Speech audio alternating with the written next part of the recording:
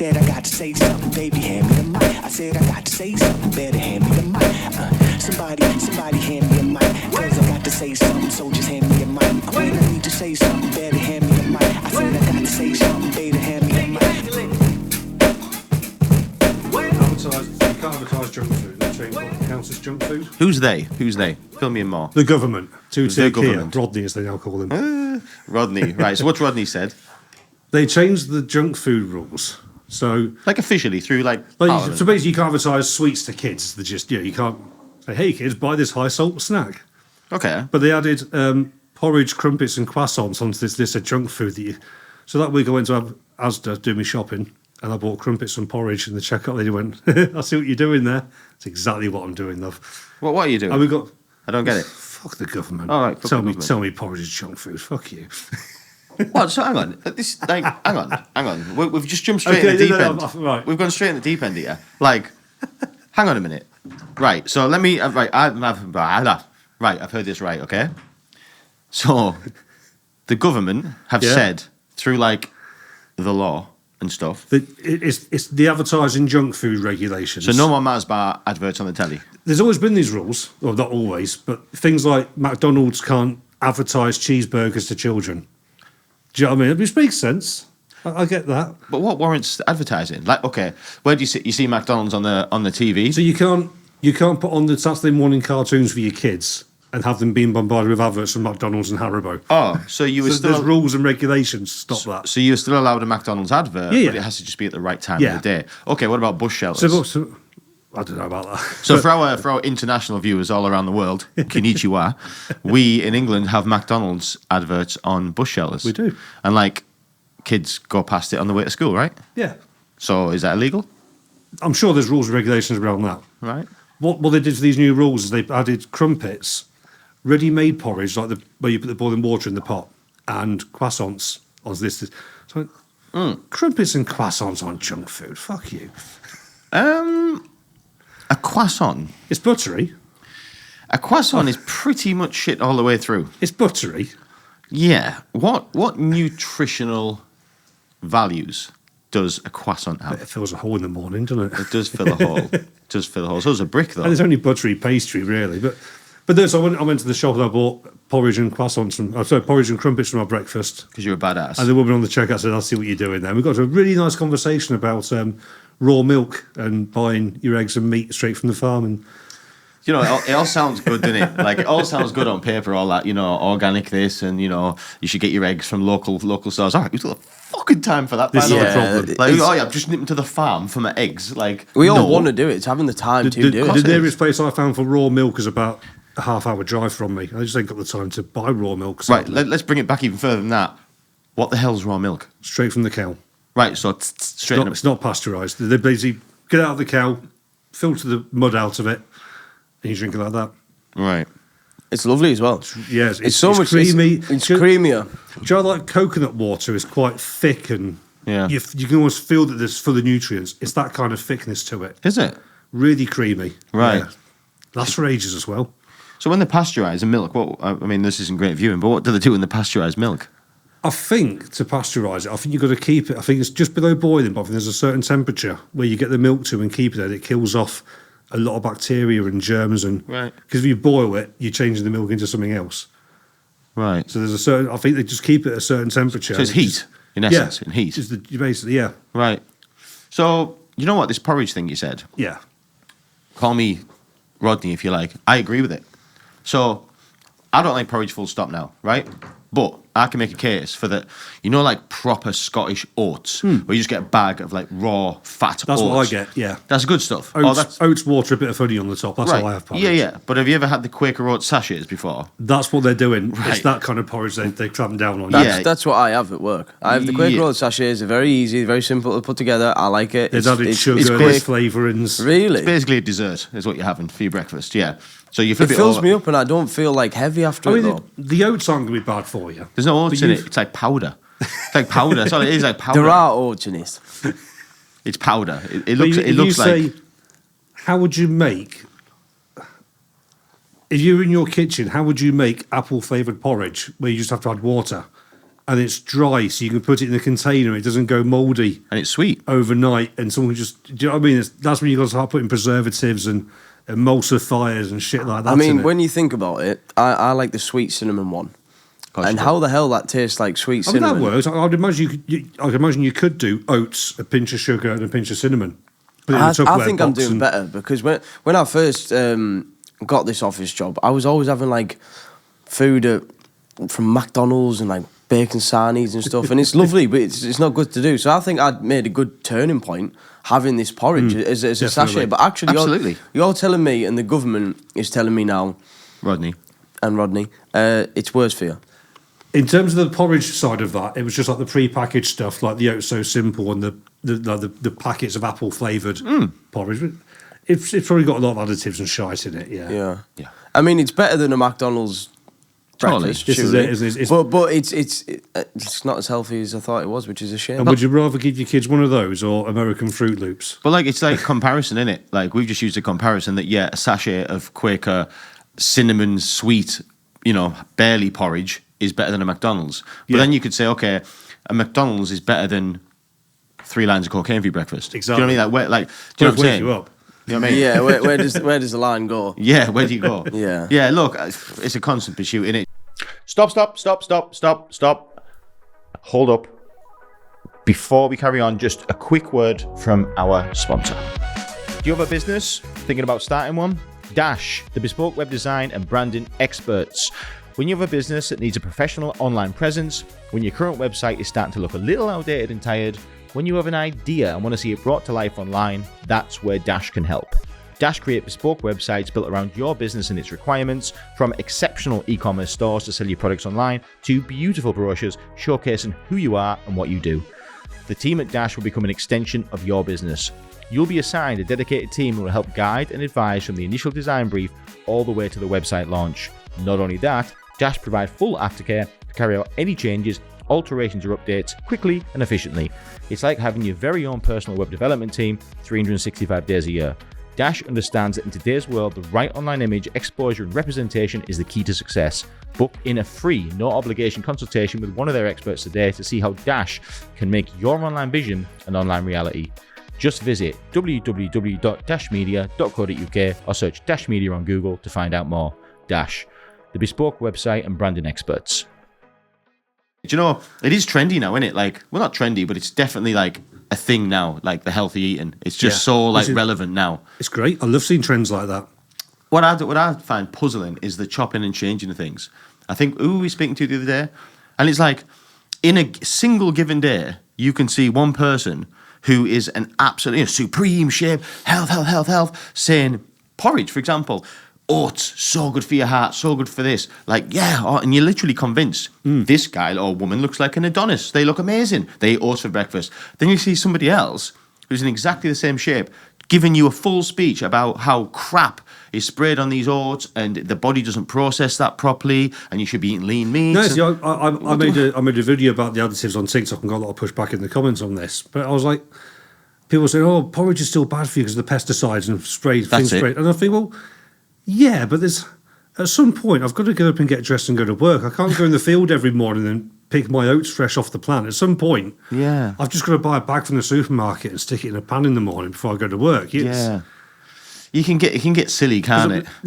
Ideally, if we lived in the Garden of Eden, we'd pick our coffee, grind it, and make it.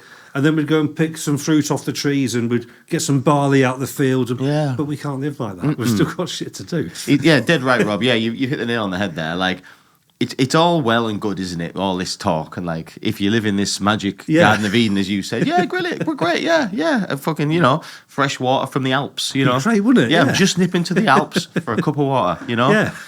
But you've got to live in the real world and it's just not realistic. I know tap water's for the shy, but sometimes there's just a tap there. Yeah. And I need a drink of water. You're right. And you know what? If you live a lifestyle, where you're having the sweet, Quaker oats for your breakfast, you're having a chicken kebab minus the chips for your tea, and some microwaved, nasty man-made vegetables. It's the best we can do in the real world. Do you know what I mean? Look at me on the road in my lorry, right? What if I stop at a service station for breakfast? I can have a McDonald's breakfast. Of course you can. I can have a Greg's bacon roll. Nice. or I can have a Greg's pot of porridge.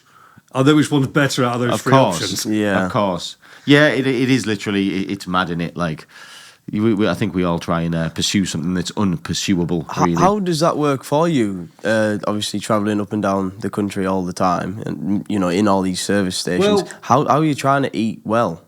So my routine is I take my week's worth of groceries with me. All right, okay. So I'll have 5 yogurts and a bag of muesli. And I'll have a couple of spoons of yogurt, then top the pot up with muesli. Nice. And then eat the rest of that, which I think is quite healthy. 5-pot noodles, which aren't healthy, but normally I'll try and stop for some actual food. Marks and Sparks meal deals are fantastic. Yeah. And then for dinner, I have a few microwave meals in the fridge. Ready to rock. Because we've got a fridge and a microwave in the truck. Yeah. So you can meal prep or take microwave dinners and stuff like that. Listen, it's a damn sight better than just eating pasties and Big Macs, isn't it? Exactly. Yeah. And cheaper and all. I on this new health found journey I'm on, I recently went to a service station and the first thing you see is a McDonald's or a Burger King, Yeah. and you want to smash it. But I went into, what was it, WH Smith's, and I got like this chicken stick which was full of protein, and then I got one of them pasta pots, the John West ones. Now I know this is probably, they're quite good. And that's like the healthy alternative for me in a service station. Yeah, Lidl do some good varieties of those, which pasta, veg, bit of olive oil, tuna. That's not you too put on top bad. of like it's in the dog food and it's ready to eat. So I mean, news quite for you nice, guys, yeah. I hate to be that guy, but like, pasta's not healthy, just so you know. Give over. It's wheat and water. Yeah, You can't tell me wheat on it. Oh, so wheat, eggs and water, sorry. No, but you're not eating wheat and water. Like, how is it stuck together? How does it look like that? There's other stuff in it. If you turn over a bag of pasta, it doesn't just say wheat water. But it should. Maybe, but it doesn't. In an ideal world, There's in the Garden loads of of- Eden. Loads of long words that begin with G's and S's and this acid and that acid and fructose this and... Yeah, nah, listen, don't eat pasta, like, keep away from that stuff. You keep saying this to me. Pasta's the root of all evil. Of course it is. I mean, It I is. love it, but I haven't been having it half as much. Who doesn't like pasta? Yeah. Pasta's amazing. Like a spaghetti carbonara. Oh, mate, give over the creamy. Oh, mate, the bacon. Yeah. Fabulous, mate. Beautiful. But it's not good for you. But if you're getting lunch in a service station, like Southport was, Yeah. There we go. That's again a good alternative. It is a good alternative. Yeah. so you're going to hate me though. I'd like to get the Marks and Sparks meal deal. Right. And I'll get the sweet chili chicken pasta pot. Sweet. Oh, yeah. Yeah. I mean, delicious, of And course. then the sweet chili crisps. Of course, and a crisps. bottle of Coke. Yeah, I mean, crisps, yeah, Natural crisps, obviously. From the crisp tree. Yeah, exactly. Yeah. Grown Just potatoes. How bad can that be? organic crisps. Rule of thumb that's helped me is just whole foods. Try and eat anything that's lived or grown. And in your words, Daniel, you told us that a while back, and that has helped. Just trying to eat whole foods. Whole foods are great, yeah. Yeah. And listen, I might sound like, Mr. Preacher here. Like, I had a Subway yesterday. I Oh, knew what I no was way. doing. What's your Subway order? Because I'm obviously it's a BMT, obviously. Yeah. I'm not an idiot. Hearty you know what I mean? Italian bread. Oh no, I tried the breakfast one the other week. That was really nice. I bet it was. That's powerful, them. And you know what? The eggs are runny. The poached eggs. Yeah, they do it well. Runny eggs. Poached Yeah. eggs are a runny yolk, so you bite into it and you get the horse. Yeah, Really, Hey, really shout do out it Subway. well. Yeah. Shout out Subway. We are interested in sponsorship deals. of We course, are. But aren't we? go on, talk us through your whole order. I want to hear about like the Oh, sauces. no and- nonsense, no nonsense. I'm a simple man. It's an Italian BMT on the hearty Italian bread. Yep. Just lettuce and tomatoes. That's all I need. Right. No nonsense. Bit of mayo, So I was in a Subway a while ago. Here's one that confused me. They've got the ready-made subs now, haven't they? So Ready-made? No, So do Joe they? used to go and you'd be like, I want a turkey with sweet corn and cucumber and lettuce. You'd make it up. Now they've got like I don't know, the New York meatball. There's meatballs and you get this salad with it, and that's what we call the new. So Right. it's to make it easier for you when you're picking your salads and stuff like that. So I'm in the queue and the person in front of me says, I want the tuna marinara, please, on Italian bread. And she said, oh, it only comes on this type of bread. And you what? It only.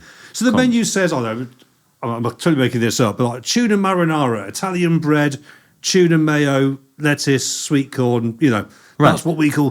And he said, can I get that on like herb bread? Right. Oh, it only comes on Italian.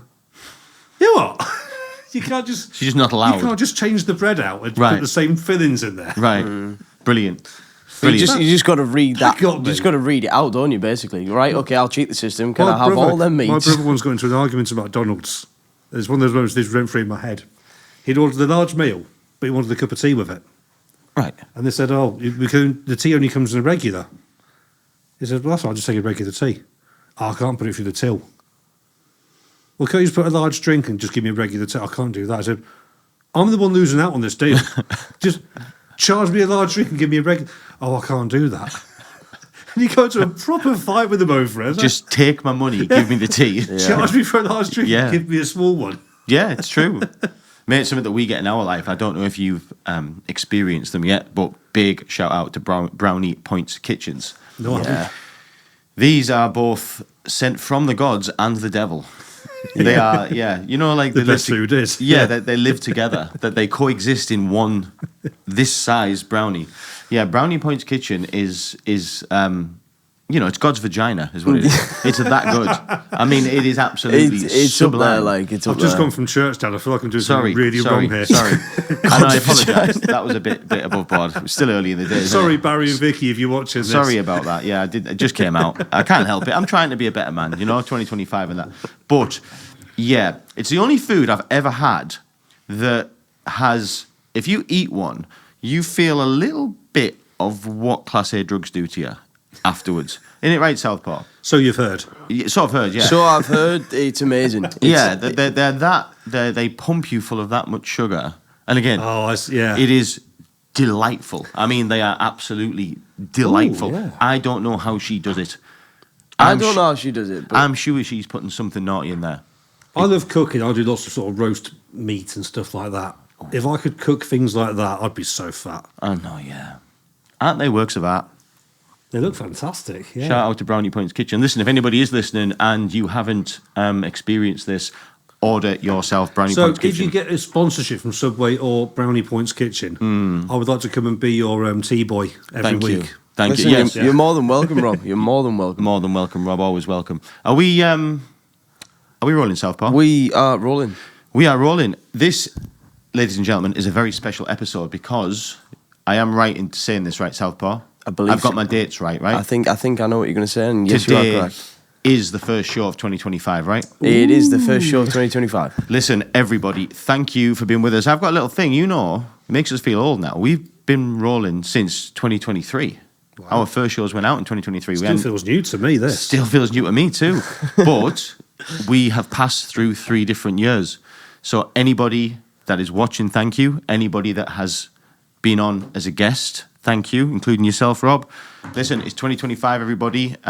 Should I do a little bit of, like, wholeness? Yeah, a bit of wholeness would be nice. Just a freestyle wholeness. Do it, yeah. Listen, new year, new you, right? That's the one. New year, new you. We've probably all got in our life something that, an itch we've been wanting to scratch, or maybe something that we think we should be doing.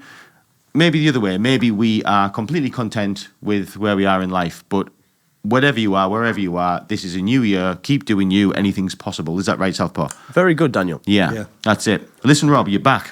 I'm back. What is that, 4 now? Well, we were talking, I think it's 5th. 5, I'm not sure. 4 or 5 now. 4 or 5? Count, 4 or yeah. 5. You, literally, Rob, you stand alone in this queue. You are the most visited guest, the most viewed guest by a long shot now. Big respect. Thank you for your time. My last appearance was the most talked about. Was it? We received a lot of text messages after that went live. Did we? Asking what Tom said. He swore on the podcast. Yeah, that was a good one. We got loads of text messages asking what he said. What did he say? Didn't say anything. I think we should keep it a mystery. Yeah. All right, I like a good mystery. Yeah, tell us after, though. Didn't say anything. Well, you two were here. You know what he said? He just called us a sausage. That's what he That's said. it, yeah. He said that was silly, Silly sausage. Because he doesn't swear because he's an innocent little boy. Well, he's a young lad. That's Young it. lads don't swear. No, and we would never condone that. But then we got so many messages from friends asking what he said. Yeah, just silly sausage, wasn't it? That's all it was. It was nice for them to be involved. It was nice. It was Really good nice. It was a good episode. It was good fun, that. Yeah, Good we kids. enjoyed that. Good kids. Listen, I found something out. Just side note, I know we've just passed Christmas and stuff, but did you know Santa Claus actually comes from Turkey, not Germany? Turkey, right. Swear down. I did No, I not knew know of that. Krampus from Germany. I have some Turkish barbers, right? And they are...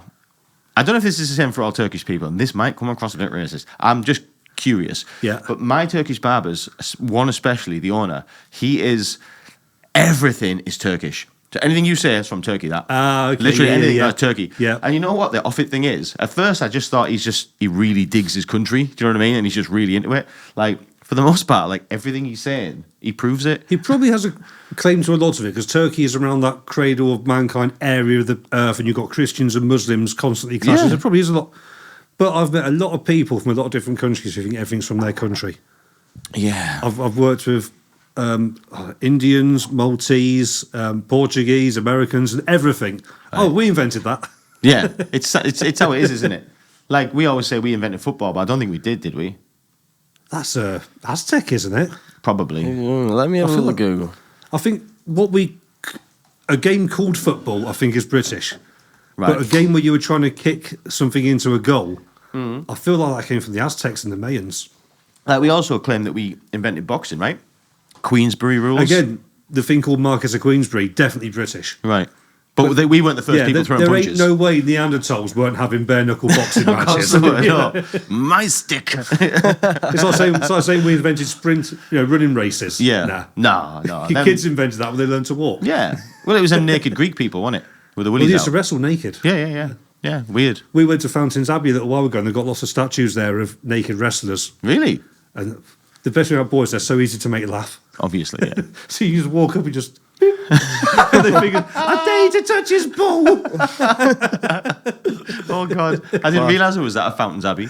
Yeah, there's really nice statues. Right. I'm sure they're all replicas at this point because they're outside as well. Right. But though the ancient Greek wrestling was naked, so the statues are of naked men wrestling. Why is there ancient Greek statues at Fountains Abbey in North East England? That's a very good question. Right. I believe after you've got the Abbey ruins that are there. Right. I believe after the Abbey ruins, I think it was like what would you call it? Like a recreational garden kind of thing. I don't know, there's a proper name for that. A recreational garden. The water that's around the lakes are clearly man-made. They have like perfect semicircles and crescents, and there's paths up the hills leading to follies that overlook the view and things like that. But the so I think you've got the Abbey ruins, and then like the custom-made country park for the Victorians to enjoy the countryside. Do you know that for pretty much the That's what I did. That's what you did.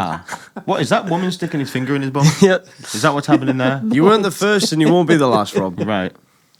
I mean, So you've got a 10-year-old go up, dare you to touch his ball? I wonder, because that is literally that is naked wrestling. Totally, yeah. I wonder why, because obviously this doesn't date back that far.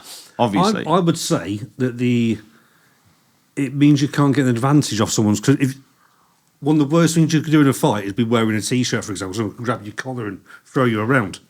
No. I don't mean that. I mean, I wonder why there is ancient Greek statues in a landmark that is a few 100-year-old. Well, I think that area of Fountains Abbey was made as like a Victorian amusement to go and enjoy. So maybe it's just to feel like if you can see that building in the background of that picture, for example. Yeah. There's nothing in there. It's just the folly. What's a folly? Something you build for the sake of it. So it's empty. It's literally an empty room. Right. And it's just there because it looks pretty in the trees. I mean, so the Victorians will go, oh, look, ancient Greek statues and Roman pillars, aren't we special? And I think that's literally the reason why those statues are there. Right.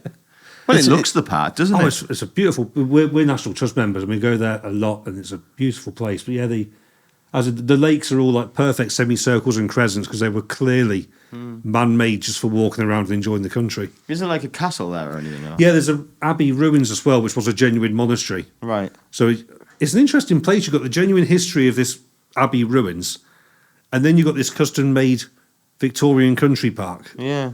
And it's a really interesting place to go and explore, yeah. Do you think like the days of statues are slowly coming to an end? No, I mean, mine will be built in the near future. Yes. Obviously. No, I've heard Joseph Peace in Darlington Town Centre is being removed, and they're actually Better not. They're doing one of me. They just haven't decided. They haven't decided whether it's marble or brass yet. Right. Yeah. Could they not just to save money because everyone's skins at the minute? Can we not just keep the Joseph Peace statue and just put like a man bun wig on it for you? That's the third option. Yeah, that would be a happy medium, wouldn't it? That sounds like something I should do over Christmas week. Yeah. Just go sneak over at night and stick a wig on it to make it a statue of you. Would you like a statue of you?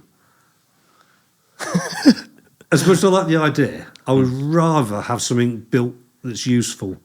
Like maybe a village hall named after me or something like that. Right. What, like Rob's Hall? Yeah. Right. That's my point, though. I think, the days of statues, I think everyone's so productive and proactive now. And, like, all the money I don't think like little small statues like that are really well made and like stonemasons have made them. I just think them days are slowly fizzling out. I just think if I make that much of a mark on the wall that people want to build something to commemorate me, I'd rather it was something like a hospital ward or a village hall or a football pitch or something that people use and get a benefit from, rather than just a statue that people walk past and say, "Isn't that pretty?" Have you you've all heard of this? I mean, you will have, being a football fan, but like. Quick trivia question for both of you, as you might know as well, because you are into Leicester too. Which football, and this, even saying it is mental, right? Mental. There is a football club in the UK with a statue, wait for it, of Michael Jackson. Fulham. And it's a bad statue. It's a really bad looking statue. So the story is, tell them, Rob. Fulham was owned by Mohammed El Fayed, who was good friends with Michael Jackson. So when he died, he put up a statue to commemorate him. Yeah. And it's not a good statue. I don't think it was when he died. It was when he was alive. If my best friend made a statue of me like that, I'd be quite offended, to be honest with you. That's outside of Fulham really Football Club. It's awful. That's crazy. It might have been better if it was just one colour, like gold or white. Yeah. I think the fact it's painted makes it look worse. So what, they were dead pally? They were good mates. They were. Michael Jackson famously went shopping in Harrods. And they closed the entire store for him. It was just him walking around. Did he just buy Winnie the Pooh lunchbox and then go or something daft like that? When Mike turned up, everybody else went out. The shop shut, Mike turned up, Mike had the free reign, he picked up what he wanted. I'm sure he just bought a Winnie the Pooh lunchbox and left. Maybe, but he was a prolific spender. Yeah. Prolific spender. He was insane. He would just walk. He didn't understand the concept of money. Just there's a lot of theories that he faked his death for the life insurance because he was in so much debt because he spent so much money. Now we're in. We have now begun, ladies and gentlemen. Hi, I'm Rob Coates. Welcome to People Like Us. Welcome to Rob Coates. Now, tell me this, Rob. Let's start again. What's this? Michael Jackson dies.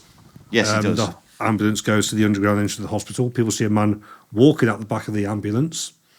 And then, moonwalking. Yeah. And then Michael Jackson's good friend Dave starts seriously. Who's Dave?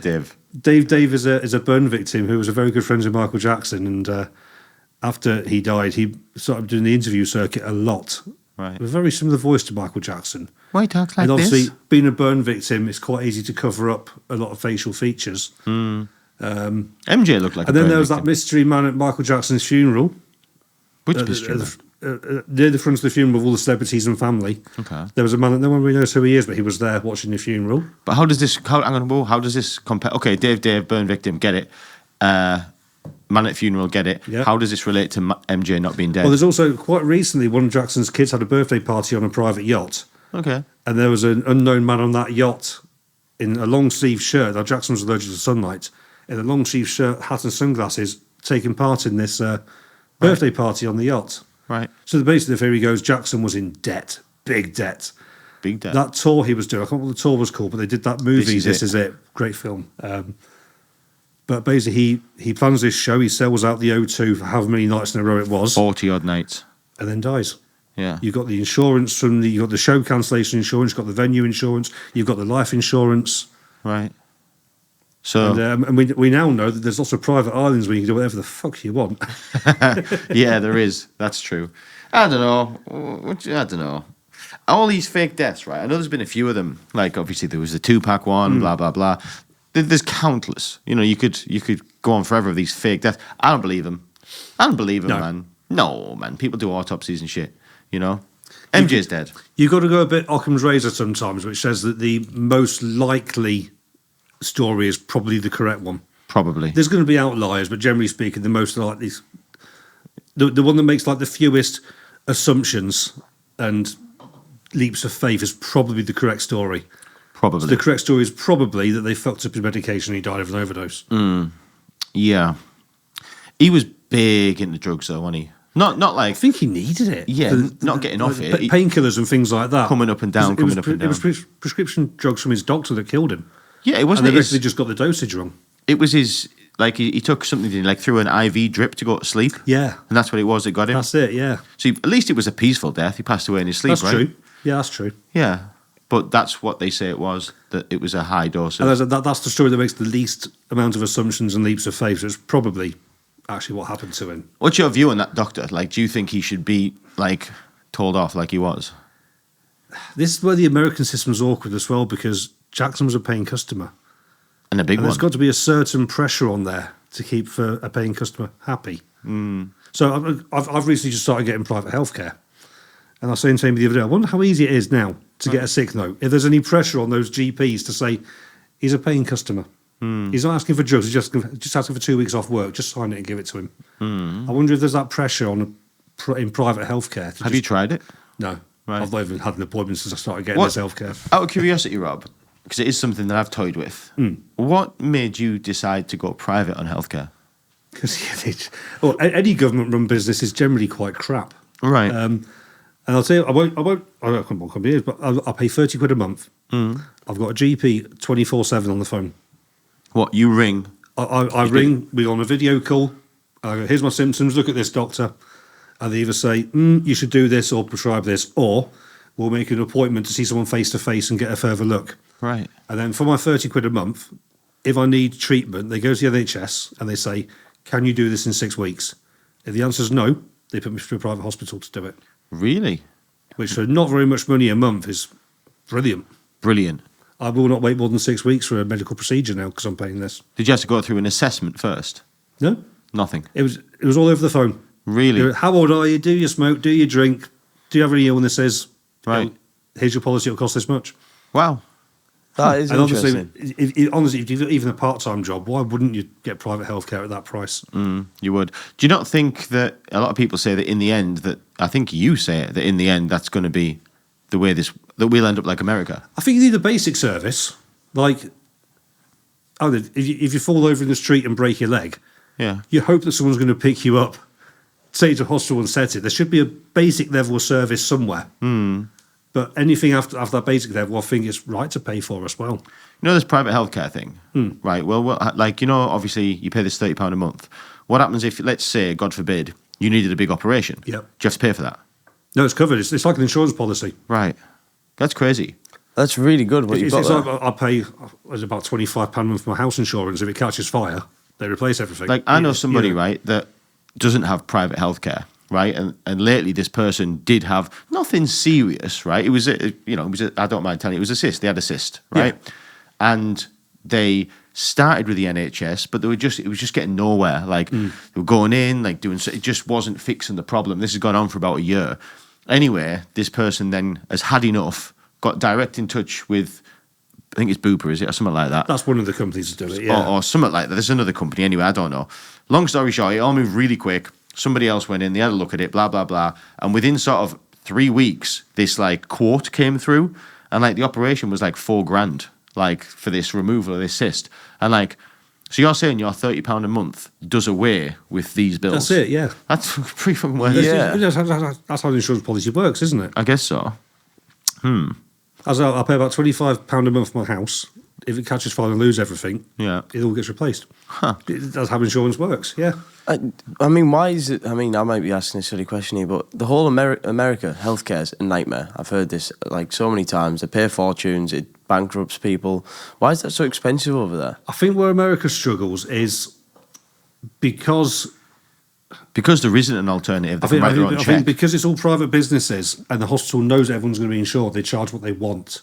I've heard stories of people charging like $50 for 2 paracetamol Yeah. because they know the insurance company will pay for it. Yeah. So there's a balance in the middle somewhere that you've got to try and achieve, I think. Yeah. That's what it is. I mean, there isn't a free healthcare system at all, is there? I think they call it emergency rooms, which Right. again, if you fall over in the street and break your leg, you can go there and say, please, can you set my leg and put a plaster cast on it? You know, Right. but Then they send you an but invoice. the treatment won't be good. Yeah, and you're going to be paying for it. Right. You're going to get a bill at the end of it. Yeah. One way or the other, whether But it be through earnings or... From what I gather is they will treat you, but then you will get a bill for it. They will chase you down through collections for that's how I think it works. Right. Yeah. But, yeah, it's curious. Like, I was in Paris for a rugby match once, and someone collapsed. It was either sunstroke or drink, but someone collapsed outside the ground. And like 4 ambulances turned up at the same time from different companies. different companies? Yeah. No way. Because I think their ambulance service is privatised. So obviously, because they know, there's a big rugby match going on, we'll all hang around the area. Right. And one person collapsed, like 4 ambulances turned up trying to get his business. Like taxi drivers trying to get a fare. Wow. No way. I didn't know that was a thing. Huh. Yeah, I do believe one day that that will be the case, I think, in the end here. I think there'll always be NHS, but I think more and more and more people will end up going private. I think the way our country's finances are now, I think it's going to have to. A very basic level for the poorest, and then everyone else is going to have to pay for anything over the basic level. I don't know too much about the American healthcare system, but it does seem like they get a better service than us. But you pay for it, though. You get what you pay for. Yeah, but it just seemed like, obviously I don't live there, but like we all take in a lot of like US-based content in one way or the other. And like it seems as though you have a problem over there, it gets sorted. Like stuff like, I mean, little things like the testosterone thing. Again, I think there is a place for, for older gentlemen that I think it's beneficial for them. I've dabbled with it before, I don't mind saying. But over here, you just can't get it. Like, not through the free healthcare system. Like, you would have to be literally like chronically ill and like almost dying because of this. I use melatonin at the weekends to sleep. Melatonin? And I bought that from Publix in Florida last time I was there. No way. Because over here it's a prescription drug. Right. Melatonin. And I have it because I paid for it. Isn't melatonin in your skin? It's a natural hormone that we produce. Right. So when you wake up in the morning, you've got very low levels of melatonin. It builds up through the day. And when you hit a certain level, that's when it tells your body to start being tired. So it's a sleeping tablet? Yeah, but it's a sleeping tablet that works on the natural hormone that you produce anyway, yeah. Oh, yeah. But over here it's prescription only. No so way. last time I was in America, I bought 2 tubs from Publix. Smart move. Do you wake up groggy? No, it's quite nice actually. But when I get home on a Friday night, after I've been out on the road for 5 days, I'll have a couple of melatonin before I go to bed just to get a really good night's sleep in my own bed. Right. I wouldn't dare do it on the road in case I did wake up groggy. Yeah. But with a Saturday, I've got nothing really planned on most Saturdays. Right. So I'll just pop a couple and have a proper night's sleep. Sounds like a wise thing to do. Like if you're going to use a sleeping tablet, like use something that your body already naturally produces. Yeah, I mean, going back to one about whole foods and things like that. To me, I can't imagine how a naturally occurring hormone could be that bad for you. Obviously, you want to manage your levels and not. If you had too much testosterone, you know about it, but I can't see how a managed dose of a natural hormone would be a bad thing. No, yeah. What does happen if you've got too much testosterone? It's just like absolutely mental. Is it? I guess. I mean, good question. I actually don't know. Like, what's too much? I guess anybody, unless you get. Okay, so let me rephrase this. From my understanding, I'm not an expert. People who get proper TRT, which is real, medically done testosterone replacement therapy, they have gone through your bloods. They've got all your levels, and they're going to try. Everybody should be in like within an area, either between this or between this, and they will bring you to the level that is a good, maybe slightly better, just slightly, or about where you should be for your age to keep you in a happy place. I guess if you stay there, there isn't any negative effects, I would guess. I guess they are all positive because they are going to give you the best. Look, you can't beat Father Time. You're going to die anyway, right? But it'll give you the best version of you for as long as physically possible. So you might be a 70-year-old man and you might be in the condition of a 55-year-old man where you're in pretty good nick for a 70-year-old bloke. Obviously, in our country, you won't see many people that are there. You'll see the people who don't take it, and they'll be 65, 70, and literally they're on death's door, withering away with no muscle mass whatsoever, feel depressed and terrible all the time. That's somebody who's got very low testosterone. Or you'll see the other end of it, where you'll see some juiced up meathead that's 25 stone, and literally his heart is on his last legs because he is way beyond what he should be taking. Because 99% of people who are using that are not doing the right dose. No. They are just getting an injection, just pumping it in them, and that's it. I think the effects of overdosing that is what we used to call it steroids. We used to class this whole thing as steroids, and I think it's things like small testicles and low sperm count and stuff like that having too much testosterone. Yeah, you get bad skin, get oily skin, you lose your spots. hair. That's a big one. Lose your hair, your testicles disappear, all that stuff. Yeah, you get the famous bitch tit, it's called. Yeah, you get boobs. So it's not good. That I would probably expect it even if you're doing TRT, because if you think we're talking about natural and stuff like this, well, if you're a 70-year-old person, you're supposed to have low testosterone because that is the natural cycle of life. Yeah. But if you're taking your testosterone levels to a 55-year-old man, 50-year-old man, 45-year-old man, that isn't normal. So I guess there are going to be negative effects to it because it's abnormal. Yeah. I guess there will be. There'll be something will go on. Yeah. You know what I mean? I don't know what exactly, but I think it's like a seesaw. I mean, like a payoff. Like, you're probably going to get some side effects that might be negative, but you're going to feel a lot better. And it's, what do you want? Do you want to feel like shit and not have them, and like have your testicles, or do you want to feel great and have no testicles? Yeah. Do you know what I mean? Is there like an age where, all right, you can't take it now? You know, if you like haven't ever taken it and you get to like 70, could you just start taking it then? Or would that be dangerous? I think like dancers, I think there's like a band that you should be in. That band's going to be different for everybody on your health, your height, your age, everything. There is. And I think as long as you stay in that band and keep adjusting it as you get older. Oh, you'll need to adjust it, as you get older, yeah. So is it something that you would ever consider, Rob? Yeah. Yeah? I'm not afraid of, although I try to avoid medications and drugs, things like natural hormones, especially as you do get older and things, maybe your body isn't finding balance as it should be. I don't see any problem with additives like that. Yeah. No, I don't. If I've done both. Like I have abused it before, and it's like it's probably not a good idea. I did a course of Clem when I was wrestling. Did you? Clenbuterol, yeah. Clenbuterol, yeah. That's like a fat burner, isn't it? Yeah. Yeah, that leans you. It's in Eastern Europe. It's prescribed as an asthma drug, but one of the side effects is you burn fat more quickly. Yeah, that's the stuff. So a couple of weeks of that. Watch my diet, exercise lots, and you see your muscles better because you've got less fat covering them. It's still a banned substance if you're performing professionally. You're not allowed to use it. Totally, but yeah, totally. But in wrestling, they don't really drugs test in wrestling because it's more of a show. They definitely don't in leisure centre ones anyway. No. There's no VADA in that. No, not the leisure centre I was doing that. No. But yeah, no, look, we've touched on it on this show loads of times before, and I don't want to make it a talking about meathead type of stuff. But yeah, look, there is definitely a place in this world for usage of hormone replacement, not just for men, for all our women viewers as well. And I think, I personally feel that education is better than banning something.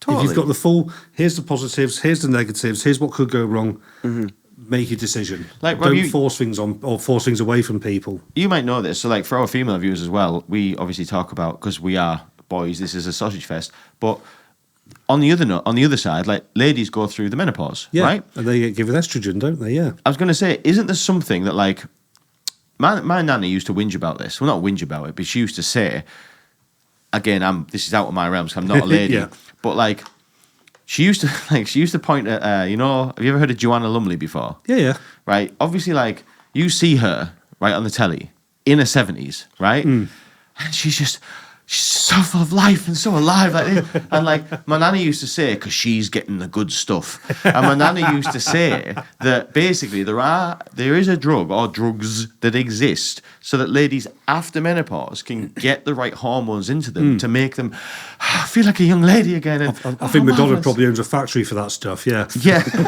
I don't know what it is, but I know there is a thing, and like works both ways. Yeah. Like, ladies should have it, and it should be free. The other thing to remember is when you see a celebrity like that, June Whitfield doing a pension advert or something, you've got to think they've only got to perform for like 2 minutes. She could be in a coffin for 23 hours of the day. Literally. Get out your coffin, film your advert, love, and get back in your coffin. Literally. You know? So that's something you've got to remember as well with celebrities looking good in their old age. I don't know, I buy Joanna Lumley, me. I buy So it. do I. She seems like she would be quite a healthy, wholesome kind of person from what I've seen of her, yeah. Yeah, and I don't think that's just coming from eating salads. No. Do you know what I'm saying? She seems too alive, you know? Like, she's just too full of it. Like, she's just oozing life, you know?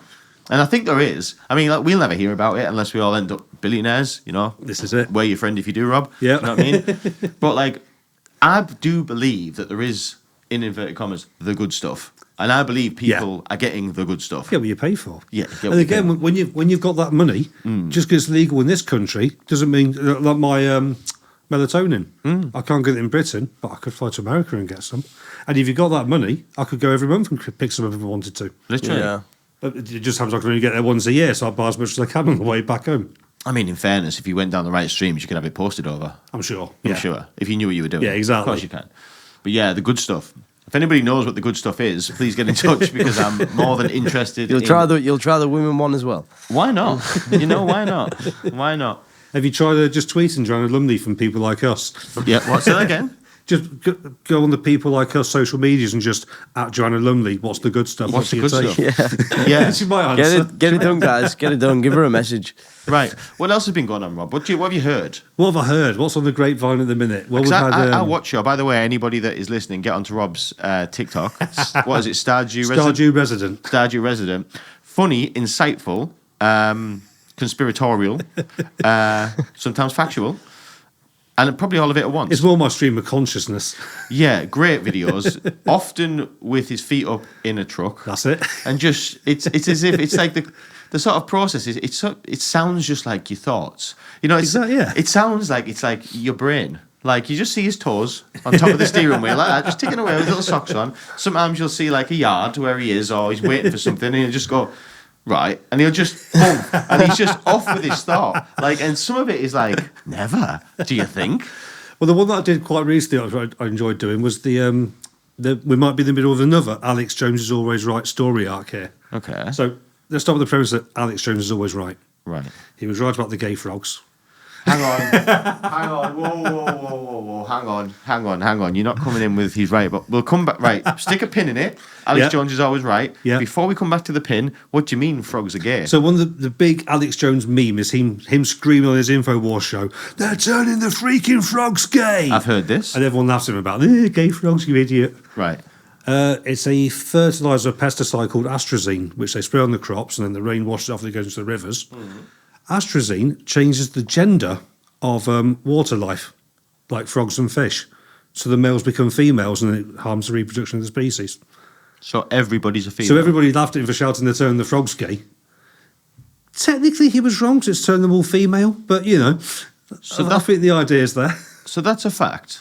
Yeah. This stuff is turning frogs female. Yeah. All of them. Frogs and fish, there's loads of chemicals that do this, and it basically changes the gender of the animal. Right. Which then makes it hard for that species to reproduce because they're all one gender. It's the wash off from stuff I assume that's going on crops. Yeah, like that. I'm not sure exactly what it does, but they spray it on the crops to kill this bug. Yeah. But then the rain washes it off into the river course, into the water course, and this chemical can change the gender of the frogs. Right, no way. So if you've got a population of all female animals, they can't reproduce. Huh. Okay. Thank you for that. So he's been right, but he's called out politicians. He's been to Bohemian Grove. He called out Epstein's Island. Did he? Alex Jones is always right. Right. Except for one story. Sandy Hook. The school shooting, which he says was a red flag event, a false flag event, sorry, which is where they fake a disaster in order to push through something in politics. So one that's been confirmed was the Gulf of Tonkin, where an American warship was attacked in international waters, and they used that to say, we've got to go to war with Vietnam. Right. It since came out about 50-odd years later that there was a false flag attack. It never actually happened, but they got their war with Vietnam out of it. So Jones claimed once that it was a false flag attack, the Sandy Hook shooting. So the family took him to court. He wasn't found guilty of claiming it, but he was found liable for a lot of compensation. Right. The compensation he had to pay was the same as the GDP of France. Alex Jones? Yeah. How did he have that type of money? He doesn't. Ah. But they don't like InfoWars because InfoWars breaks a lot of stories about the government and Secret Service and inside information, which often turns out to be true. So they want InfoWars and Alex Jones to shut up.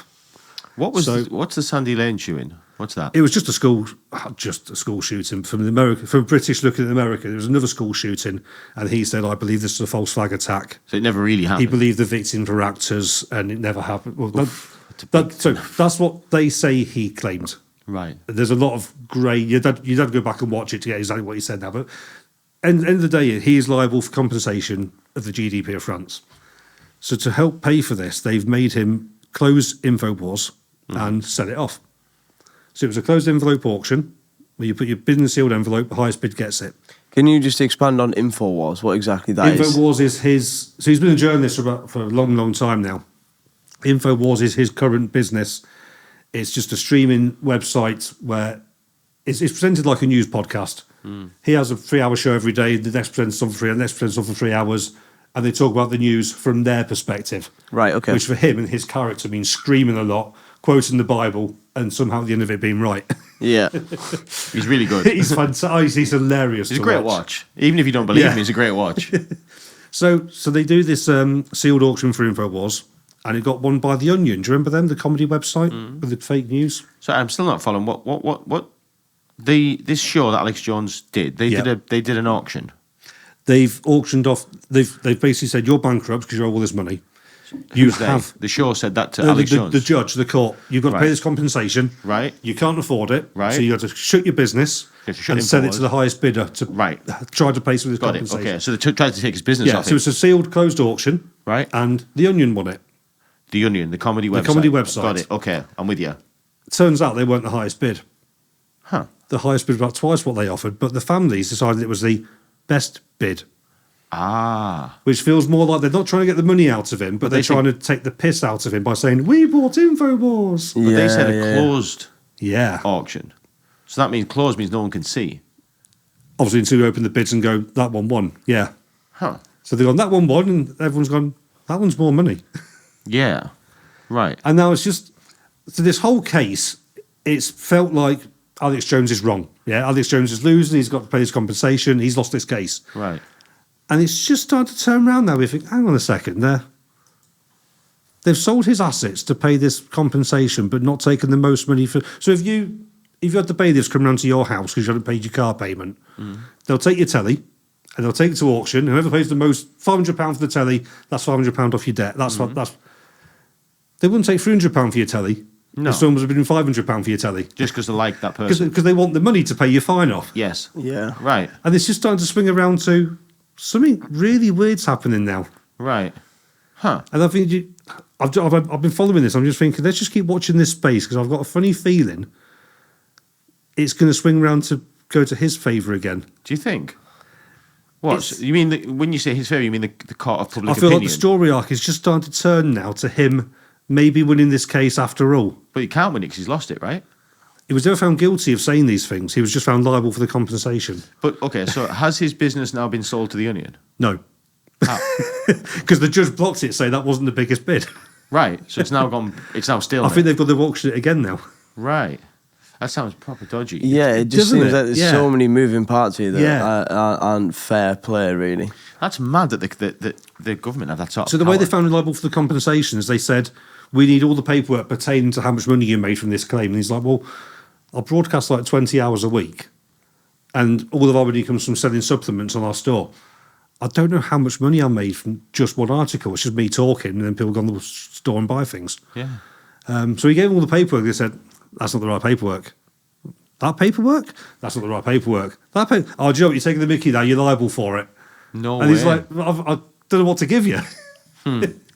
Yeah, Alex Jones. So I think this story is going to, over the course of time, come back to him somehow winning it.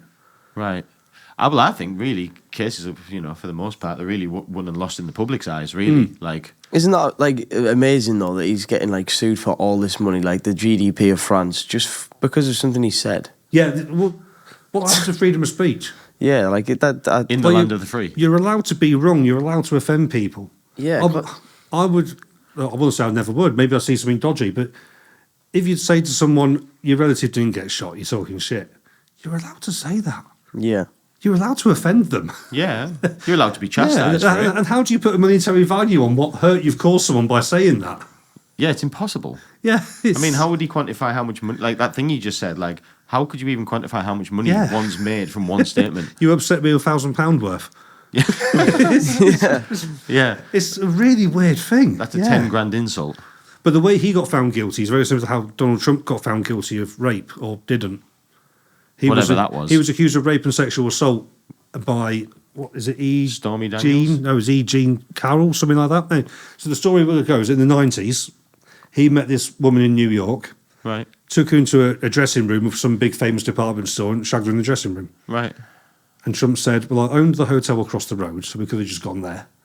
And I was Donald Trump in New York. Every member of staff would have remembered me going in that shop. And the dress that she claimed had his spunk on it wasn't even made until 5 years after she claimed it happened.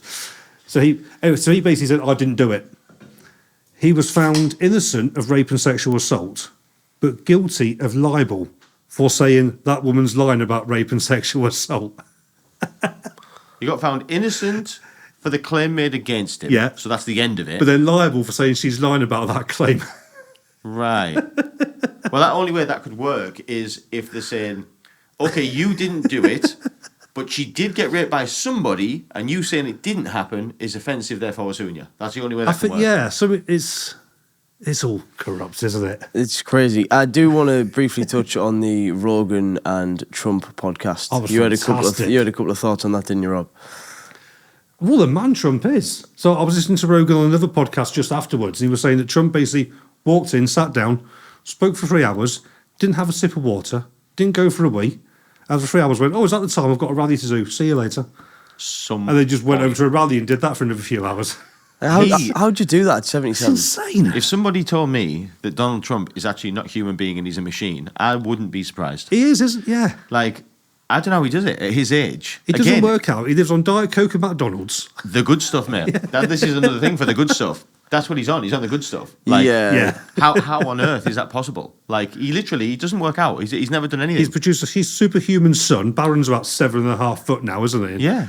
Yeah, he is amazing. Like, do you know what? Like him or lump him, I still think he's a bit of a nutcase. You know what I mean? Like, he's got a lot of flaws, but like him or lump him, you can't deny that he's impressive. I think there's a certain level of being unhinged that helps you to succeed in life. Yeah, he's, what's the word? Like, determined. Like, he just won't stop. He is just like the thing that just goes and goes and goes. I think the first thing that held him in the election in 2016 was he had that debate with Hillary Clinton. Now, you and me in a debate with Hillary Clinton. Yeah, in 2016. Oh, sorry, back then, right. You and me in a debate with Clinton, we'd sit here, we'd be a bit nervous, a bit polite, and we'd let her talk. And is it my turn? Here's my answer. And she said, "Oh, it's a good job a man with the temperament of Trump isn't in power." And he just went, "You'd be in jail." And it's that zero boorishness. It's that not giving a fuck that you just need a little sprinkle of that, I think, to be successful in life. And he seems to have just the right amount of it. Yeah. We'll see. Look, he's made a lot of big claims that what he's going to do, and you know, we've all heard the phrase, "I'll stop that Ukraine thing in a day." I think we've all heard that said. I actually believe he will. Listen, if anybody can, he's the man that can. Look what he did this first term. He walked into North Korea with no body armour. Yeah. That is insane. Yeah. Who would have predicted that 10 years ago? Like, you know, Trump's the kind of guy that will get on a plane. Like, obviously not just out of his own back. He will say to Putin, "I'm coming to visit you for a discussion." Yeah. And he'll get on a plane with, like you say, with no bodyguard. Yeah, he'll have his security team around him. They'll have guns, of course. But he'll be 100%, "No, this is fine. I'm going to sort this out." Apparently he's told Zelensky that he's going to wear a suit and tie next time he meets him. Who is? President Zelensky's always wearing like the army fatigues. Apparently he's told him that you will wear a suit and tie next time we meet. No way. Is that what he said? And I think Zelensky will. Yeah, I think he will. I tell you what, that Zelensky's fucking made a bit of a mistake, hasn't he? Like, oh God. Did you hear, like, what, like, as this was building up, this Zelensky, this Ukrainian president, he proper went against Trump sort of thing. Like, he was like, nah, like, so there's a red party and a blue party, to make it simple for everyone. Trump's the reds, the other ones are the blues, right? Obviously, it's been the blues in power now for the past 4 years. So obviously, Zelensky has been all about the blues because they've been giving him the money, the weapons, to help him win his war. He was. Yeah. So as this election was like ramping up, obviously Zelensky didn't just back the blues. He became like a spokesperson. He needed them to win. He was coming to America doing like speeches, like really, we need to keep these in power. Yeah. Like, and basically, Donald Trump. Like, and then they lost. And like, you can imagine Zelensky on that night just going, "Oh, fuck." Like, oh, nightmare. And obviously now, like, when you see him on the telly, like, meeting Trump, mate, he looks like a startled puppy, mate. He's like, you know, he looks sheepish. There's a few things that I'm really looking forward to with this Trump presidency. First of all, Doge. That's... So Doge is a meme of a dog. Yeah. And we have Dogecoin, which is a crypto, and Elon Musk thinks it's the funniest thing in the world. Right. Elon Musk bought Twitter. Yeah. Sacked, I think it was a third of the staff, and it's running better than ever. Yeah. So Trump's put him and someone else in a new department called the Department of Government Efficiency, Doge. Love that. And basically Musk has said, "I'm going to sack a third of them as well, and it'll work better than ever." Yeah. And the other thing I'm looking forward to is Robert F. Kennedy in charge of the food, health, whatever they're called over there. Yeah. He's already hit Fruit Loops. Yeah. He did the speech and said Fruit Loops have all these, I think it's red, 10 and orange 5, all these fake dyes. And he said, the Canadian ones, they're coloured with beetroot and carrot. Yeah. Sales have dropped 50% already, just by him saying this publicly. Right. Yeah. Trump has that, they call it the A-team, don't they? But have you seen RFK on his Twitter and TikTok? Love him. 70-year-old, top off, pecs like that. Yeah. He's doing a pull-up into a backflip. In jeans. In jeans, yeah. In jeans with no top There on. was one where he's barefoot, going, here's how we fry turkey on Thanksgiving. Bucket for the beef tallow. Slowly puts the turkey in. He's barefoot doing this. He's an absolute nutcase. Yeah, he's a nutcase. He's the one with the weird voice, isn't he? Yeah. Yeah, that's him. Now, the other thing I'm looking this. forward to with him is his dad and his uncle were killed by the CIA. Yep. He's going to have access to those files. Yep. Oh, We can right. see some shit hitting the fan. I'll tell you what's going to happen. Why were they killed? Do you His know? uncle was John F. Kennedy, Yeah. who was shot in that limo. Right. Yeah. His dad was Robert F. Kennedy, who was a leading presidential candidate. And he was in a restaurant. I couldn't believe he was having him doing a speech. He was in a restaurant and they're taking out the back door to avoid the press. A ruckus occurs in the kitchen. Shots are fired and he takes bullet wounds from the side that the CIA protection was on. Right. So RFK Jr. believes the CIA killed his dad and his uncle. And he's about to get access to all the papers that would prove him right or wrong. Yeah. I don't know if he's going to get access to them papers now, but I think... I don't want to be... I wouldn't be surprised that was because he was running for president. Yes. And then he dropped out and joined Trump's team. I wouldn't be surprised if that was part of the negotiation where Trump said to him, drop out and join my team and I'll let you read these papers. Well, I actually think something different to that, but similar. I actually think that he's going to be the next president. That's Really? what I think. Okay. I think this is how this is all going to play out. Obviously, Donald is the only person who's going to have access to this sort of stuff, right? Robert F. Kennedy, as much as he's the food guy, he has no right getting anywhere near that paperwork yet. But I think what he's going to do, out of all of these people, you've got, as you say, Elon Musk doing the stuff he's doing. Like, he's going to run the country like a business. Yeah. Nobody better than him. He's Yeah. going to tell Donald what should be going on. I think that'd be great. But I think what Robert F. Kennedy is going to do is the biggest problem America have now that's directly affecting the people is the food. Totally. That's the biggest problem. They have a very unhealthy thing. And I think Robert F. Kennedy is going to make that much noise in this next 4 years that he's going to win the hearts of the people. Donald Trump can't be the next president. No, he's termed out now. He cannot run again. He's done his term. And I do believe that the next round, he will be the front runner because I don't think Elon will. I don't think Elon can do it. I don't think Elon can, so he's not born in America, is he? No, he's a citizen, So but I he's don't think South he can African. run for president. Yeah. So the only other person who could do it, which I think is further, is the vice president, which is J.D. Vance. He's good. J.D. I Vance like is him. great, but he's a bit too young. Yeah. He's 40 now. Get some experience. He's 40 Yeah. now. He'll be 44 on the next one. And I just think he'll be like the term after the term after. J.D. Vance will one day be the There's no president. rush. No rush. He's got about 20, 30 years 20, to 30 run. years. Yeah. And that's a man for the future. Yeah, Him, definitely. He's somebody who could do an 8-year term because he is sound as a pound and Yeah. he's in touch with the people. Whereas Donald's great and all these, but they are an older generation and they're not really in touch with us TikTokers. I mean, Do you know what I mean? JD Vance on Twitter follows the same people that I do who talk about video games and movies. Yeah. He's just a dude. His internet experience is like mine, but the people Yeah. that he follows and listens to, it's great. You watch him on the podcast and stuff, and he's just like a normal bloke. Yeah. Like me or you. Like you watch Donald, he's great, but he's not a normal bloke. He's just But out there somewhere. He knows that and he embraces it. He does which I that. like. Of course he does. I was listening to Trump Jr. on Timcast a while ago. Yeah, and yeah. he was talking about he'd picked up his kids from cheerleading practice and went to McDonald's for dinner. Yeah. And he said, I think the line he said was, I'm the son of a billionaire and I got sticker shock. Mm-hmm. How are normal people feeling? Yeah. So I think the Trumps know they're not normal, but No. they embrace that and they use that to their advantage. I mean, he was born into non-normality. His dad was a big building Exactly, guy. So yeah. Donald's not a normal guy. He's not lived a normal life. He knows he's not. But where we were going with that Robert F. Kennedy guy, again, we pretty much made it an American politics show, this. But I believe you are right in what you said. And I think Robert F. Kennedy will end up as the president. Unless, it's all very well being the president, but I think the CIA and people like that, I think they are standalone things. Yeah. I think they are their own mini-government within a government. Put it this way. And they might stop him. Who's been in charge of America for the last 4 years? Because it wasn't Joe It Biden. wasn't Joe Biden. No, it wasn't. 100% not Joe Biden in charge the last few years. Somebody was. Or a group of people were. Yeah. So, yeah, I think Robert F. Kennedy is likely to one day be the president. He'll be 74 or 75, I think. It's just the age. Yeah. But that's all right because Biden won in his 80s or Yeah. whatever. Trump's just ran it knocking on for 80. I think he's about 77, something like that. I think he's Yeah. 78 or 79, I think. Oops. Apologies for that, people. Silence. Yeah, but you said about Robert F. Kennedy, getting getting hold of this paperwork and stuff like this. And maybe, you know, who knows? I don't know this, but maybe that is one of his lifetime missions that he's going to fuck. It was his dad that got killed, right? His dad was Robert F. Kennedy. He was the presidential candidate that was killed in the restaurant kitchen. His uncle was John F. Kennedy, who got killed in that limo. Yeah, maybe, you know, maybe he's got some, you know, one of his lifetime goals. I mean, it would be one of mine. I mean, if you thought that MI5 had killed your father and your uncle, you'd spend your life trying to work out what the hell happened, wouldn't you? And I'll tell you what, if because obviously when it comes round, like, I believe Robert F. Kennedy will stick his R in for like the presidential race in 4 years. He'll run again, I'm sure. Yeah, and if you think when it comes down to it, let's say the front runner for the Republican Party ends up being Kennedy, right? And just on name value,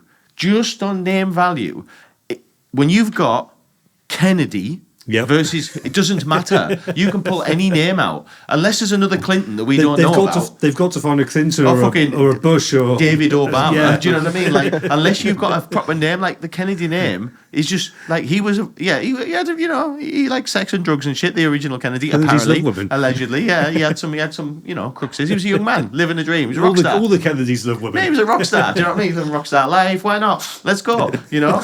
But hey, Marilyn Monroe, what time you come around? You know, good times. But when it comes down to it, and you've got whoever, Kennedy running for the president of the United States, like, hell, go on then, try and beat that. And this is a guy that has just gone, this country is corrupt as fuck, you're poisoning us all for your own money. Yeah. Like, it's all just you just trying to make money, you're poisoning us to make fucking money off us, then give us drugs. Like, a man that exposes that, and he's not going to change the world in 4 years. It's impossible. No. Too short. But he might make an impact. Exactly. And a man just got that on his resume that is in so recent people's memory. Try and beat that. A Kennedy that's got that, like, mate, it's going to be a fucking landslide. You know what I mean? And he's lovable. He talks like this. Like, he's lovable. There's stories about him are brilliant. Brilliant, man. There's a story where they found a bear, a dead bear at the side of the road. So he said, I've got an idea. Let's put it in the back of the car. We'll take it to Central Park and we'll set up a scenario like the bear crashed its bike. Who did? Robert F. Kennedy, RFK Jr. What, he did this? They found a dead bear at the side of the road, put it in the back of the car, and said, I'm going to go to Central Park, find a bicycle, and make it look like a crime scene where a bear's falling off a bicycle. You can't tell me Robert F. Kennedy took a bear to Central Park. No, he didn't. He's told this story on the podcast. He's joking. He's joking. He's told RFK Jr. admits he left dead bear in Central Park as a prank. Oh my God. Are you shitting me? This is not a joke. No, he told this story on some podcast. Wow. I mean, how can you not love this guy? A misplacing dead bear in Central Park for Bants. Yeah, I've got a mental one. How did he even get that voice? What happened there? All the Kennedys have this strange vocal fry. No, he's had a condition. So it's a condition, if you Google it, I forget what it's called. Right. It's a condition you can just get, and it just basically fucks your voice box up. But all the Kennedys have strange voices. No, the original Kennedys didn't have strange voices. No. The original Kennedy had a great voice. The one that was a president. They're often using conspiracy. No. Conspiracy. If they say conspiracy theories, the man's probably right about most of the things he says. Voice disorder. Stay still. Spasmodic. Hang on. Spasmodic dysphonia is a chronic neurological voice disorder and focal laryngeal dystonia. I don't know what any of those words mean. It results in involuntary spasms of the muscles that open and close the voice box. That's what that'll say. It sounds like he's having to force the speech out. Yeah. Like he's pushing the words out. And that, because we live in such a fickle society, that is the only thing that goes against him. Because he is difficult to listen to. Yeah. If he's been in a podcast, right, you can even make a quick speech, but if you try and do an hour, and I have listened to an hour podcast before, and in the end you're like, I'm not liking this in my lug-all. So the people, when they run his campaign, they're going to have to be strategic, and they're going to have to not have him doing a lot. But then, when I see him on these daft videos on TikTok and Twitter, the voice doesn't bother me. Because it's short. Maybe. No, it definitely is that. I tried to listen to one of his on Joe Rogan, I think I couldn't do longer than 5 minutes. His environment and his element? You know what it makes you think? When he's showing the kids, he's like showing the kids like insects that he's found in the garden. Maybe because he's relaxed and it's his environment. Maybe it relaxes his voice box a bit or something. Maybe because as he's saying it, I think when I listen to him speak, like for a long period of time, it triggers my brain, and my brain is thinking that must be painful. Yeah. Like, and it's making me think, oh, that sounds sore. Stop talking. Like, you know, when you've got a really it sore really throat. sounds like he's physically pushing the words out of his throat. Yeah, like he's really trying to get it out. Like he's like pushing it like from his bottom of his thing, and like that's the only one thing that might be an issue. Yeah. That's it. But we'll see. We'll see. I'll, if I was an American citizen, I'd definitely vote for him. Just for, for the fucking bands. We can switch to British if you like. So I've been enjoying the farmers' protests lately. What's that now? Say again. The farmers' protests. I've been really enjoying those recently. What are they doing? Let's go to Britain for politics. Do we even have politics? Like, what the fuck happens in our country? The government changed the inheritance tax. So I'm not sure what the threshold is, but if your estate is worth over a certain amount, right, when you give your inheritance to your kids, the government take a chunk of that as inheritance tax, which is fucked up. Farmers were exempt from that. Why? Now they're not, because farmers are cash poor but asset rich. Right. They have acres of land in places like Buckinghamshire and Oxfordshire and the Cotswolds. Do they own the land? Yeah, right, but they don't make much money off it. But they need the land to grow the wheat that feeds the people. Right. So they were exempt from the inheritance tax. So they could pass the farm on to their children to keep the farm going. But like, okay, a farmer will make about 30 grand a year, but his land could be worth £3 or £4 million. Answer me this, Rob. Obviously, again, self-confessed moron. If I'm a farmer, right, I own however many acres. I'm in Buckinghamshire, right? The literally most valuable land in the UK, right? Okay, now I've got this business, makes 30 grand a year. I'm on the bones of my ass, selling wheat, killing cows 5 o'clock in the morning. Why don't I just go? This is me typing the phone number in, right? ring. Hello, is that so-and-so property developers? Yes, it is. Right. Well, I've got 10 acres of land in Buckinghamshire. I'm interested in selling you this. Because it's not just about... So I've really got into Clarkson's Farm recently. It's a fantastic show. Yeah. It's not just about the money. There's also that sense of duty where they're literally producing food to keep people fed. Okay, remove that. Yeah. Fuck the duty. I have 30 acres of land. Yep. And I know a property developer will give me hundreds of millions of pounds for this site. Why doesn't every single farmer just sell that and then go live on a yacht? If you're talking pure financials, they absolutely could. But why doesn't any of them do that? Well, it's a good question, but my answer is it's a way of life. Don't say self-worth. It's a way of life for a lot of them, and it's been passed down. It's generational. It's traditional. They don't see a lot of farmers don't see it as work. It's just their life. And I think the ones that did decades ago. Yeah. But for example, there's an episode on Clarkson's Farm where he says, "This is my morning routine nowadays. I wake up at 5 o'clock. I walk over this beautiful field and I feed the lambs. Then I walk over this beautiful field and I feed the chickens and I collect the eggs. Then I walk down this beautiful field to the lake and I feed the trout." Right. And you're only getting paid maybe 30 grand a year. Right. But when that's your working day, that's a fantastic job. If it's that beautiful and peaceful, and your job is I'm going to walk across this picturesque scenery because I've got to repair that fence today. Right. I mean, so there's also that a good job isn't just about the money; it's also about the enjoyment of the job. I get that, but again, like, sell your land for. But what's going to happen now? They're not exempt from inheritance tax. Is they've got maybe £3 million worth of land, right? But the actual job pays them about 30 grand a year. They die, their child's now on the hook for maybe £500,000 of tax. He just has to sell £500,000 worth of land to pay that tax. His farm's just got smaller. Right. And from a national security point of view, we're now having to import even more food, which if we ever go to war again... be a problem. Relying on other countries to feed your population is a bad position to be in if you're ever in some kind of war. Totally, yeah. Totally. So you want to keep them happy. They're very hard-working people. Yeah. And this tax, I actually saw it on the news the other day, like, all about it, and... It is sad what's happened to farmers. Like, it's not nice because they work their arse off. If there's one industry we should be protected, it's the people that make our food. Yeah. Yeah. No, I agree with that. It seems like a dreadful job, if you ask me. I mean, it seems horrendous. I couldn't think of anything worse than getting up really early, stinking and pinking all day, working like a fucking, from the crack of dawn to late on the night, danger. And making nothing. Yeah. I couldn't think of anything worse. It literally is, like, it's my idea of hell. And that's why we should be looking after them. Because they're doing this for nearly nothing. Yeah. I mean, I'm still not quite grasping how they don't just sell it. You talked about the trout and all this. Just taking the farming out of it, I think inheritance tax is the most immoral thing I can think of. That is messed up. You've gone through your entire life with a good career, right? You've paid income tax, you've paid VAT, you've paid national insurance, you've paid fuel duty, alcohol duty, tobacco duty, and then you die. Yeah. And the government say, we'll have a bit of that as well. You know what? I can make a case. Disgusting. I can make a case. If that money has never been taxed, then it should be taxed.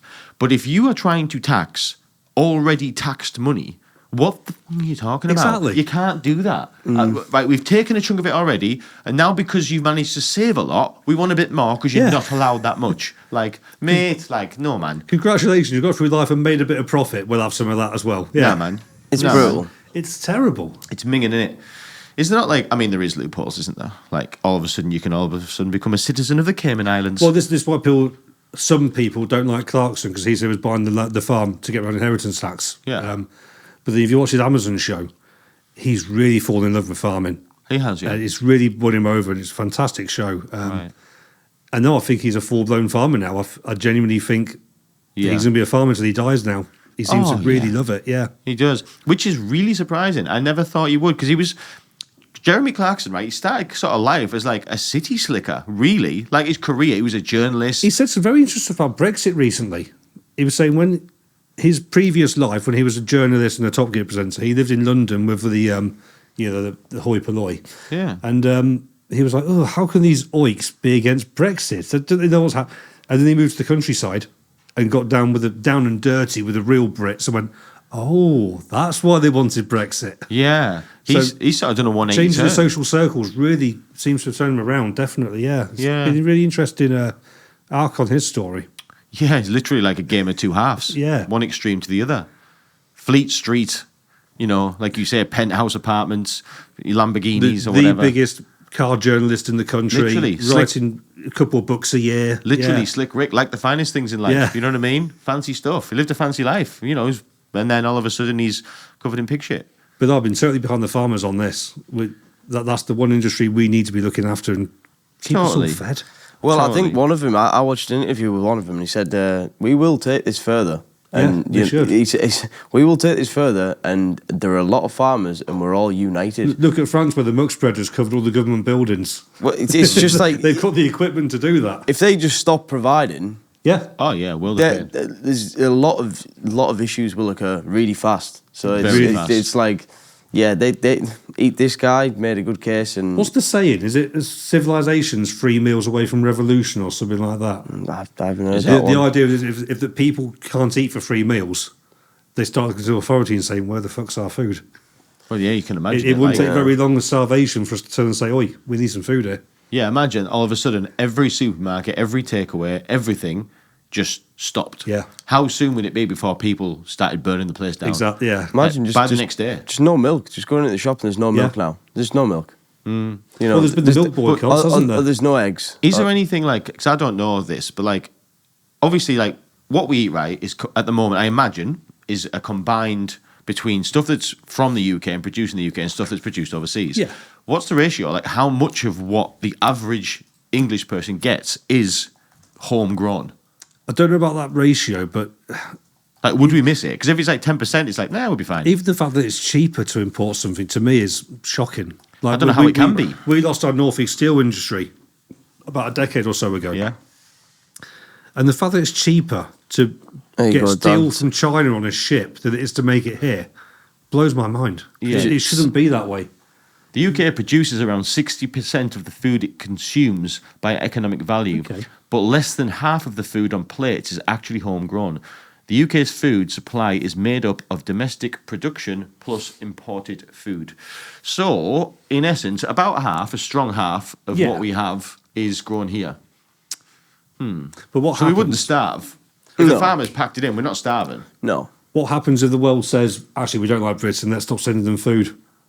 And you know what? We're going the right way about it. We're literally going the right way about it. We're knobheads to everybody. Totally, yeah. Literal knobheads. Yeah. Like, we've literally been pillaging people It's for so 100 important to be making these things on our shores, just in case those supply lines finish. Yeah.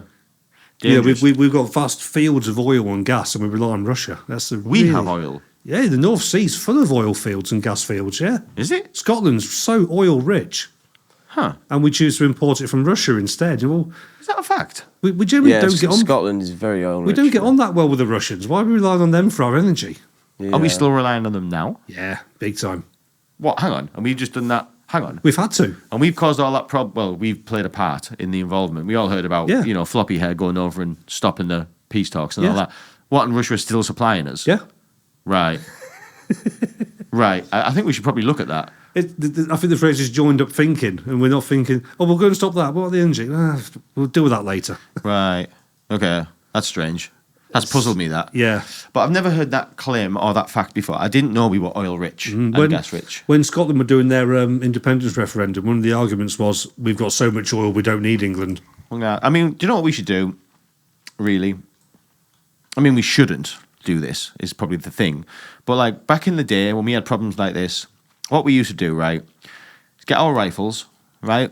We'd have a march over at Saudi Arabia and we'd say, see all this shit here? This is ours now. Yep. And then you got a problem with it, and if they did, we kill them. And then we blame it on something like, oh no, we're going to restore order in this country because they need democracy. Yeah. The Muslim country needs Christian democracy. We're saving children. We're saving children. That's what we're doing. Yeah, we're the good guys. And then we would take over Saudi Arabia, for example, and say, all of this oil that you've got is now, we just build a pipe directly through Germany, because fuck Germany, and build it straight into London, and all this oil is ours. The British Empire wasn't quite that nasty, because most of the countries the British Empire had under its rule, we gave them roads, sewage, electric pylons, schools, libraries, public transport. Else. But I think there was a trade there with the British Empire. We negotiated. We planned. We took India's tea, but we built them a rail network. At least there was a deal there. We weren't just going by gunpoint and saying, "Give us all your tea." Yeah, I don't know if we just took the tea. I think we took more than that. It's a bit more complicated than what I just said there. Yeah. No. We looked at countries where they were not as strong as us and had stuff we wanted. In fairness, you don't make a deal unless you think you're getting the best deal. But we didn't just go at gunpoint and say, give us all your tea. We gave them railways and roads and things like that. A deal, by its very nature, is a negotiation between two people that both people agree on. We didn't exactly make deals. What we did is we said, listen, right, this is the crack, right? We're having all this. You're having this. Sound? But that's what we did. For how small Britain is, we did really bloody good, didn't we? Listen, we were great. We were great bad people. We were great bad guys. Yeah, we go down in history. It is crazy how much of a force we were to be. We punched so far above our weight. Yeah, we did. We did. Yeah, we did. We fucked all them up. But then along the way, as you say, Rob, obviously there's that side. There's civilization provided little bits here and there. So it's good and bad. Good and bad. Yeah. And it's good to be able to trade with your neighbours like that and swap good things and bad things that you've found and discovered and learned, Yeah. They say one thing that held the Chinese back scientifically was they invented China and ceramics. We didn't, but then we invented glass. So when we experimented, we can look through the glass and see what the chemicals are doing, and they can't because they're using China. So it's trading that kind of knowledge. Yeah.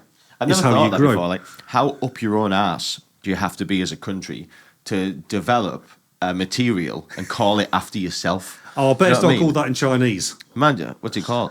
What's it called? Is that what it's called? Something like that, isn't it? I don't know. But like, imagine us creating a new material and saying, this is England.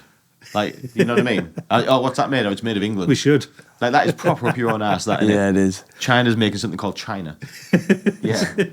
Who loves China? China loves China, you know? I'm sure in Chinese it's got a different name, like pottery or something like that. Oh, pottery. Yeah. I know what you mean. I love Chinese people, man. Great food. But really bad for you. Really bad for you. What we call Chinese food isn't Chinese food. No? But when the Chinese are over here cooking Chinese food in Chinese restaurants, they're like, I don't recognise this food. They eat boiled chicken and rice, not bright orange MSG-laden sauces. Don't China eat like them eggs and stuff that have like babies in them? They've got some strange foods over there. Yeah. They eat like scorpions and shit, don't they? They eat toad. Toad. Did you ever watch Idiot Abroad with Carl Pilkington? there's that family that cooked toad. It's such a good scene. So he didn't want to go to China initially because he's like, what if I try toad and get a taste for it? And I come back here and I can't buy it in Sainsbury's. I don't want to go to China for that. So they found a family that was cooking toad for dinner. And he's watching he's just... Is there any food you wouldn't try? I've had this debate before. Yeah. I'm a dog lover. I'll try dog. I'll try it. I think I would try it. Yeah. I disagree. I think it's terrible, but I'll try it because I'm interested. I want to know. Yeah. Like, what's the fuss about? I don't think I could manage primates. I think they're too close to human. That's a good one. Yeah, I don't think I could eat a gorilla, actually. Okay, let me word it again. Would you try human? No. No. Too many health issues with that. Okay. I might have a nibble. Like, it can literally cause brain rot eating human. Really? It's something to do with the enzymes attacking each other or something like that. Is that a fact? Have you seen the film Book of Eli? Ah. There's a bit where they encounter some cannibals. Isn't that like a biblical and thing? what gives them away as cannibals is the fact they're shaking. Because cannibals get the shakes. It's something to do with the enzymes attacking each other in your diet. Really? Yeah. Huh. So it'll fuck you up eating human for a long period. Okay, scrap that then. Maybe primates would be that close to us. Maybe. I'll stick to dog then. Yeah. I would try most things. I think I'll try most things. At least once, just to say I've tried it. Yeah. Yeah. I don't know about some of that. You know, like, you get, like, in them, like, Oriental countries, you have, like, things that are still alive. That's fucked up, that. Like, have you ever seen somebody eat a live octopus? No, but that can kill you. Yeah, I've heard. The tuckers on the tentacles stick to your throat as you swallow it. Yeah, there's a dish that they have where it's not a big octopus, obviously. It's just like, could fit in the palm of your hand, like a little tiny mini octopus. And it is alive on your plate. And you have to pick it up with your chopsticks. Don't they put soy sauce on it to like agitate it as well? Yeah, and it's kicking off. And you get it, and it's like, and you have to like prise it off the dish that you're having it in. And you have to like negotiate it into your mouth. And like the legs are still kicking off, so you have to swallow it. Oh, I couldn't do that. Like, imagine. Legs are kicking off. I Tentacles. remember the old days of like the internet shop videos like rotten.com and places like that. There was this video of a chef making this sushi, and he got a live fish, and he like latticed it on the side, gets the tea towel around his hand and dips it live in the boiling fat, puts on the plate and serves it still wiggling. Wow. That was like one of the early kind of internet shop videos that went around. It was it's disgusting. I'm still not sound, and I might add I like it, with the way lobsters go down. Like, you seen the lobster carry on? Like, and you can do it humanely as well. That's what I don't like about it. And this is what I don't get. Why are we not doing that? You could they either get them. Have you seen it? They're in the swimming tank. Yeah. So when you go to a posh restaurant, you get all these giant monsters in this swimming tank. You say, I want that one. And you don't see this bit, but what they're then going to do is get it alive, kicking off, take it to the boiling pan, and it kicks off, screams, dies, and goes on your plate. It puts them to sleep rather quick, that though. Oh, yeah, but why not just bang them on the edge? There's two things you can do. You can either put a knife in their back and just literally knife in the back, and it fucks up the nervous system and kills them. Or you can actually freeze them before you cook them. Can't we just bang them on the head? Like, that's what I mean. Just kill it. It's still fresh. I know, yeah. Yeah. Like, why don't you just get like an axe? The knife in the back. Just doosh. Yeah. Done. Chop his head off. Gone. Kills it in one. It's shot. over. Yeah. And then just, if it's a speed thing, just chop, dish, just straight in the boiling water within seconds. But it's dead. Even if you're going slow, I'll rip its claw off and I'll walk over and put it in the pot. That's still like 30 seconds. Yeah. If you're working slowly. Does it? Listen. How off is it going to get in that time? Does it have to be alive? It's a crazy concept, actually, isn't it? That we're sat in a restaurant, like, and the food's there alive, and then it just gets killed on site. It's mental. That's not nice, is it? I wouldn't mind if they actually just killed the lobster before cooking it. It's still, at least it's really fresh. Yeah. But they killed it before they put it in the boiling waters. It's quite weird. inhumane, that to me. It is, yeah. That's pushing it, isn't it? Yeah, look, wherever you sit with it, and if you know, I am an animal eater, but if you are going to eat them, definitely please kill them first. I went to a barbecue at a friend's house once. He had some Chinese housemates, and this housemate says, "Do you want to try some octopus?" Yeah, I'll try anything once. He goes to the fridge. It was dead, luckily, but he goes to the fridge, pulls out this whole octopus, puts it on the chopping board, cleaver, bang, tentacle, straight on the grill. I'm like, what the fuck is that? It was lovely in the end, but when you're staring at this foreigner like, is that the bit I'm going to eat? I've had brutal. I've had octopus a lot in different countries, like Greece and stuff. There's nothing wrong with octopus. It's very nice, bit rubbery, but it's quite tasty. But I would like to think that it is dead before it's getting cooked. before it goes in your mouth. Yeah. Yeah, definitely. But look, it is what it is. Look, yeah. Anyway, different cultures. It's like those. Do you remember the bush tucker child where they have it's like a big grub? Yeah. And you got to like hold one end of it so it doesn't bite you as you're chewing it down. Yeah. I don't think I could do that. I don't think I could eat something live. No. None You of just that toss stuff. it in the frying pan first. If it was a big grub, just fry it off. Yeah. Full of protein, though, right? Yeah, they're meant to be really good for you. Apparently. But I'm not eating it. I'd rather starve. I'm not eating the bugs. No, fuck that. That's a step too far, but they bring in the bug paste now. It is. What we saying, Southpaw? How long? We're coming up to the hour-and-a-half mark. It's where we want it, Rob. That's flown past. That's where we want it. Have we missed anything? I don't know. Or the opposite. Have we actually got into anything? I think we've done a little bit of everything there, but it's a big year ahead, and we'd like to thank all our viewers for staying with us. And yeah. Again, I know we said it at the beginning, but yeah, listen. Firstly, Happy New Year, everybody, 2025. All that stuff I said before, yeah, this is a new year. This can be what you make it. If you're happy with how things are, that's great. If you've got some things you want to change or do, this is the time to do it. Don't wait till tomorrow. Do them now. Start them now. And you'll be surprised how that'll make you feel. Thank you, everybody, for joining us at People Like Us. Thank you, Rob. Thank you. Again, this is the end of the show. And we'll see you next time.